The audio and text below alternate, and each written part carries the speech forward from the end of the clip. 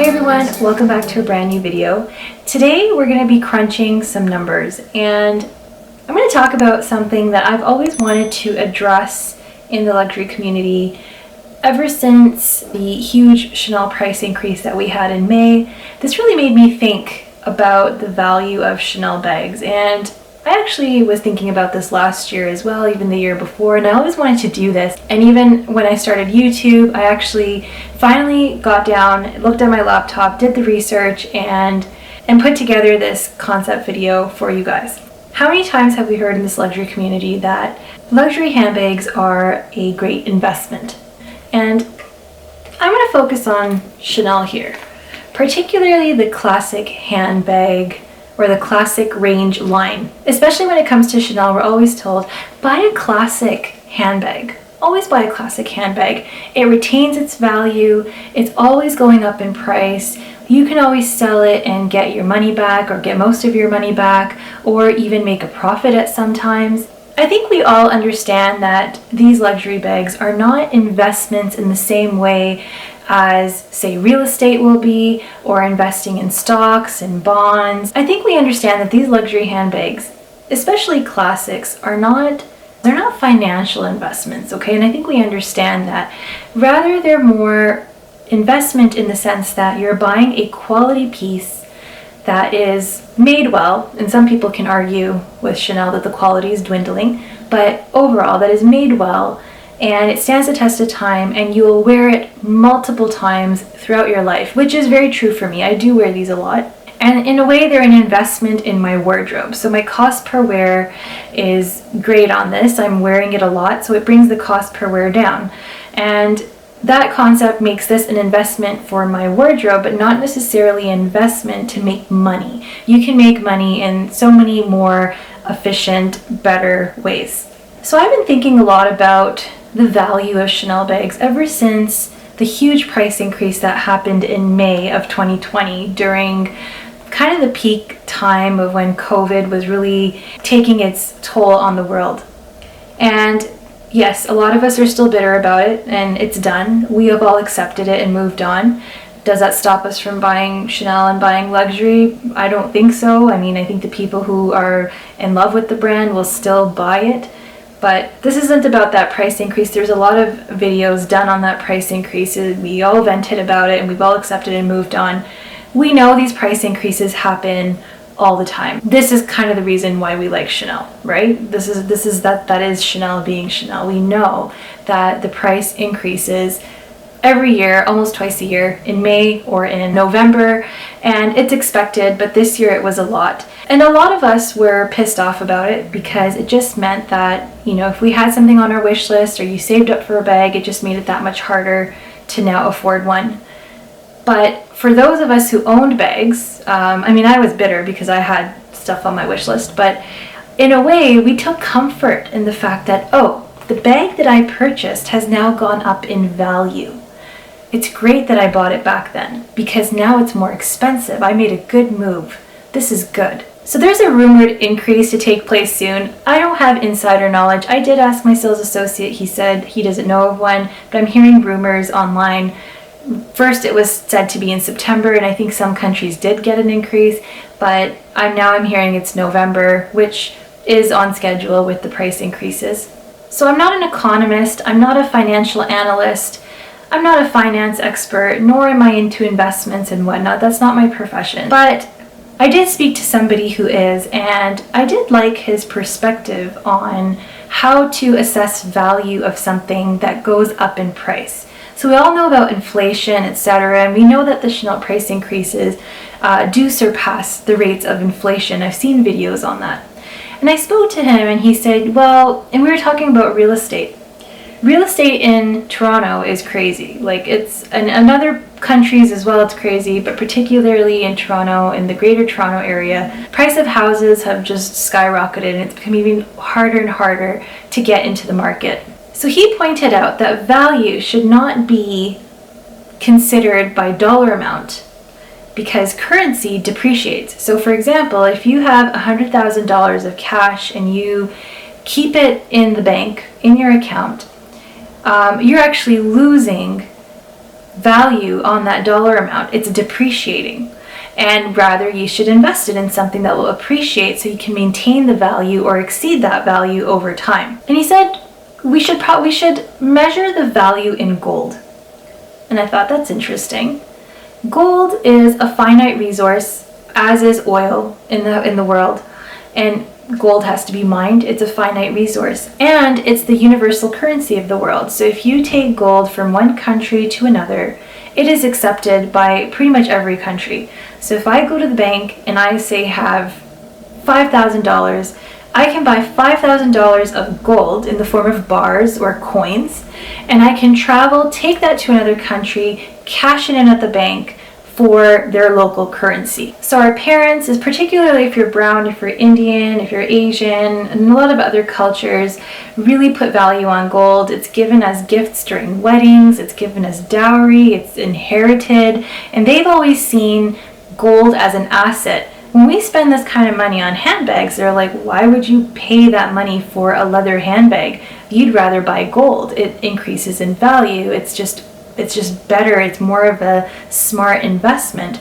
And probably not jewelry. I mean, although jewelry is gifted, but jewelry has like the labor involved in the stones, and also you lose on that. But overall, if you look historically, gold has steadily rose in value over the last 100 years. It has not gone down. There might be periods where it goes down a little bit, but overall the trend is that it's increasing in value. So his point was, if you bought a house in 2015, let's say for $500,000, and today in 2020 that same house is now valued at or marketed at $1 million, how do you know if that actually increased in value or if you're just looking at inflation? So he said, look up the price of gold in 2015 and then divide that from the $500,000 you spent and see how many ounces or kilos of gold you could have bought. Then in 2020, look up the price of gold then and then divide that from the $1 million value in 2020, see how much gold you can buy at the time, and then compare the two. Were you actually able to buy more gold? Did the amount of gold you could buy stay the same, or did it go down? And that's how you can tell if you've increased in value or not. So perhaps some of you who are viewers who are into this field and are more of an expert can weigh in on this. I'd really like to have your feedback. But I was curious to do this because when I looked at the price of these handbags that I paid and I look at the price today, inside I'm thinking, okay, my bag has gone up in value. If I sell it, I could make the money, of course, what I paid for it, but I could probably also turn a profit as well. So I went through my entire collection and I looked at the classics. Okay, I only looked at the classic handbags. So if you haven't seen my previous video on the comparison of the classics, I'll insert the link down in the description box below. But I was comparing the medium to the jumbo to the maxi size of the classic flap range. I also have the Chanel boy bag and then the wallet on chain, as well as the reissue. So here is my boy bag. This is my pride and joy. This was one of my very first wish list items and I still think it's so stunning. And then I have my reissue bag. So these are also part of the classic line.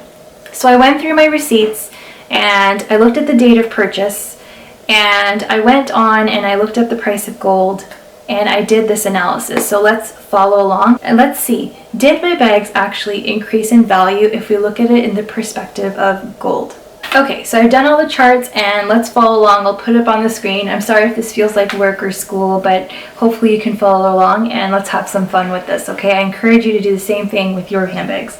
So the way I did this is Chanel has harmonized pricing all over the world and I ended up excluding the tax. So I'm looking at the Canadian price and I stuck to Canadian prices of gold. So it should be consistent if you're looking at comparing the US price of the bag to the US price of gold, if you live in Europe, etc. So I went on to a site listed here and I looked at, you can look up the chart, the gold charts, and you can pinpoint, put in a date range, and then pinpoint on the graph of what the price of gold was that for that day, per ounce or per kilo or per gram, whatever you want, whatever unit of measure you want to do, just keep it consistent.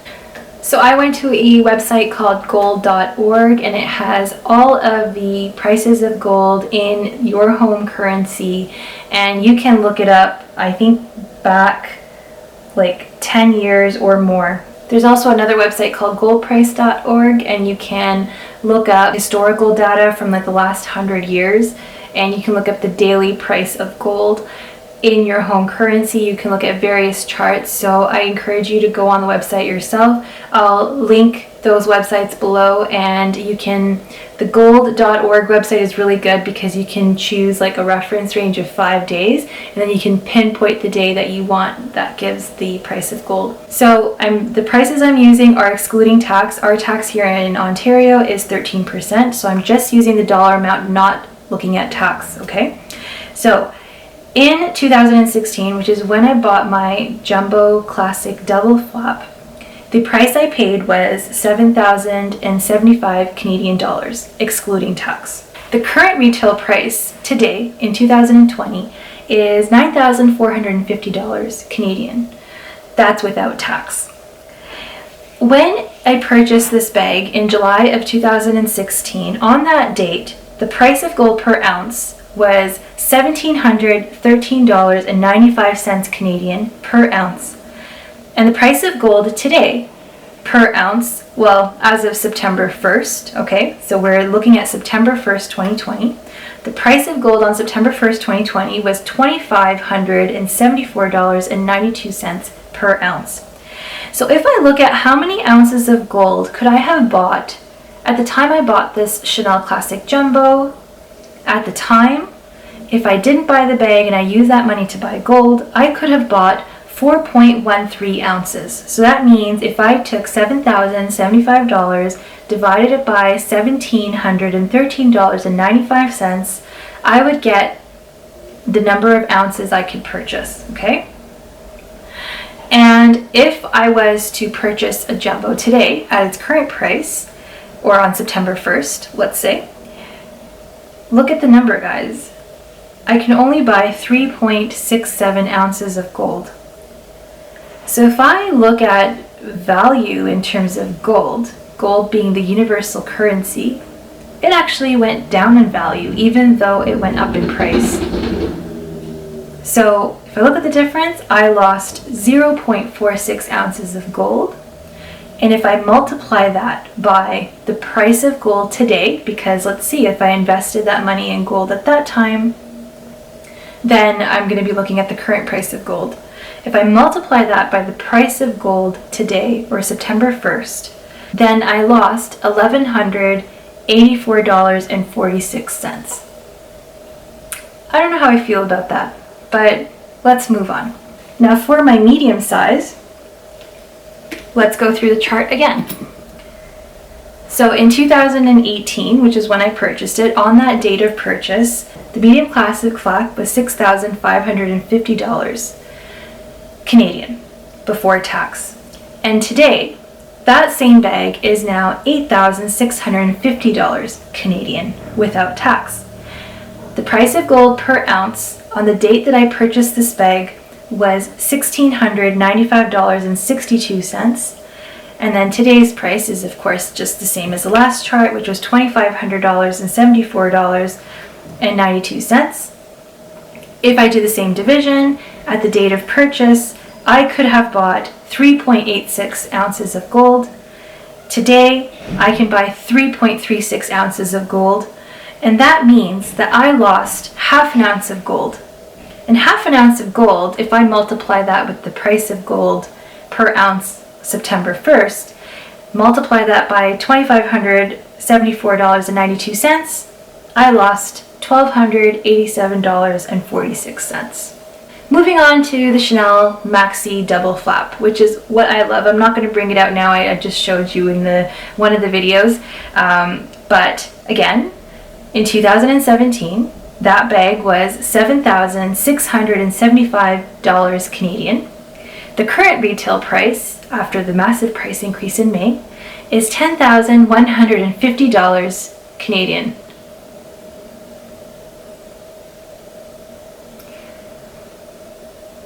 Wow, I'm confronting myself with all this right now. The price of gold on the date that I purchased it was $1,635.58. And the price of gold per ounce today, again, is $2,574.92. So how many ounces of gold could I have bought with the money at the time instead? Dividing 76.75 by 1635.58, I could have bought 4.69 ounces of gold, whereas today, $10,150 before tax divided by 574.92 means I can buy 3.94 ounces of gold. So I lost 0.75 ounces of gold, hence 0.75 times 25.74.92 by the price of gold per ounce today. I lost $1,931.19. Moving on, the Chanel Reissue. One of my most loved bags.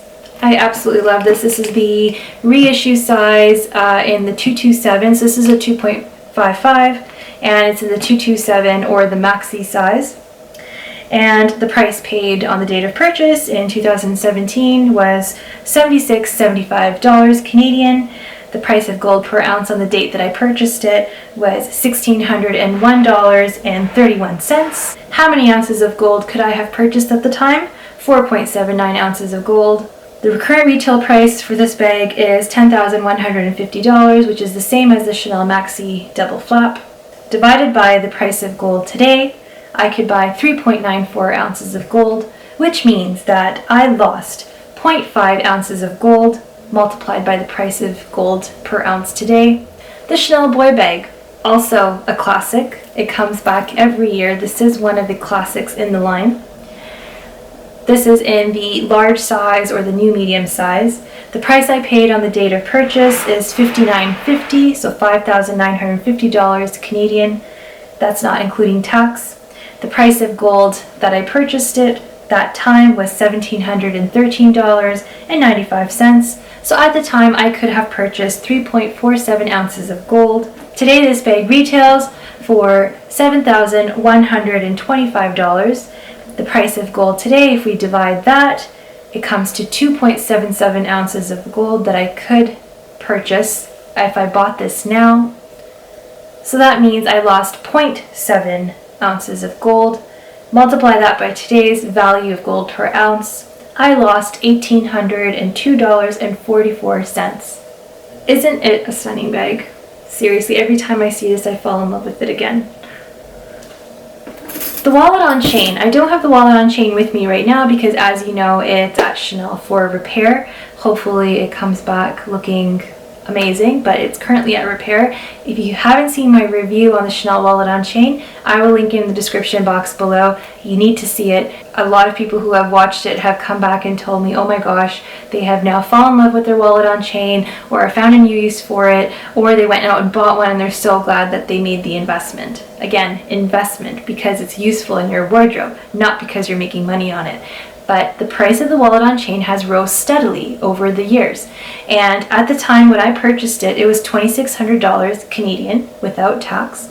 And at the time, the price of gold was $1,713.95. That meant that I could have, with that money, bought 1.51 ounces of gold. Today, the price of that wallet on chain is $3,375 Canadian before tax. Divide that by the current price of gold per ounce. That means that I can purchase 1.31 ounces of gold. So I lost 0.2 ounces of gold. This is the least loss, and I think on small leather goods the resale is better because more people are out to buy them, and second, you don't lose as much money on them. But hey, let's move on. I lost 0.2 ounces of gold. If I multiply it by the price of gold today, that means I lost $514.98. So all in all, did my Chanel bags really increase in value? They went up in price astronomically, but did they increase in value? This is something I want all of us to think about, and because a lot of weight is put on these bags saying that they're great investments, especially for classics. They go up in value. Don't buy seasonal, don't buy colors, there's no resale value. And fashion is meant to have fun with it. Wear what you want. Today I was wearing my green trendy CC and I got compliments left, right, and center. It's such a special color. I enjoyed wearing it. it's something that I love, and it is out of the ordinary. It's not something that I will probably sell. Maybe I will sell it down the road, who knows? Maybe I'll get good money for it, I don't know. But when you're buying a handbag, it should be for you. Don't be afraid to use it. And I was like that where, you know, especially with this bag, this was one of my first bags, and I kept it safe, untouched. I didn't use it, and I babied it. I didn't want anything to happen to it. But it's meant for you, and are you really going to resell your bags? Yes, you can have comfort knowing that if the need arose that you're going to sell it, or if you changed your mind or you outgrew it, yes, you can sell it and get most of your money back. That's great. But don't think that your bag has gone up in value. This vantage point of looking at it in the perspective of gold prices is just one view, and it may not be the correct view. Maybe you are an expert in finances and you can enlighten us, and I'd love to hear your feedback down below. But don't think that these are investment handbags to make money on. They are investments in your wardrobe. They're investments in your lifestyle. When you wear them and you enjoy them, it brings you happiness. That's what it's supposed to be. Don't just buy or make choices in your handbags just thinking about resale value. I hear that a lot. Buy a neutral color. Buy it in black. You'll be able to sell it later. But ask yourself, are you really going to sell this? Because let's say if I did sell it. Let's say if I sold this bag today, or I sold my classic flap, and later on in the future I wanted to buy one.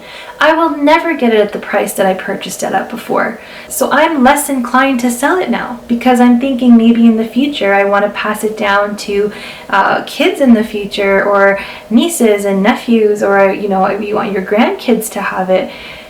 Will I be able to buy it for them then at that price? Who knows how much these are going to go up. I mean, it's crazy ridiculous how expensive they are now. If you like these sort of videos talking about luxury fashion, handbags, unboxings, then you're really going to like it here. So if you can do me a favor and hit the subscribe button, hit that like button, tap that notification bell to get notified every time I upload a new video. I'd love to have you as part of our community and to discuss things about Chanel, Louis Vuitton, Hermes, Dior, talk about fashion, talk about purchases, talk about upcoming collections. I'd really like to have you here, so yes. So do go click that subscribe button. It'll be well worth your time. So I'd encourage you to look at your bags, look at the receipt, look at the date that you purchased the item, look at how much you bought it for without tax, compare it to what you would buy it for today before tax and the gold price today. Do the same assessment. Let me know in the comment section down below if you lost gold or you gained gold.